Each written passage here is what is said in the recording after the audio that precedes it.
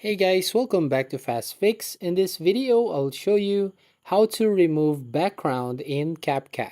So first open your Capcut app as you can see here on your screen. And then from here, you just need to choose the background that you want to use. So for example, this one. So click on add and here is the background that I want to use. Now to add the video here, just tap on the overlay, add overlay, and then just choose the video right here. But you must remember that it should be in a plain background.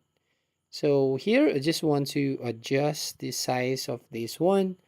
So for example, I just want to make it a full size image.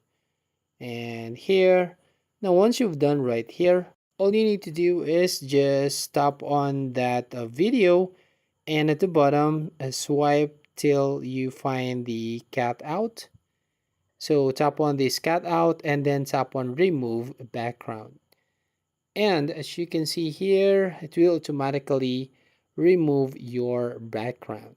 And then if we try to play this one, so just tap on play button, and here is the result. So yeah, once you've done right here, just tap on the upload button at the top right, and then you can use this video. So that's how you basically remove background in CapCut. So if you find this video helpful, please consider to like and subscribe to the channel, and don't forget to hit the notification bell to notify you on the next video.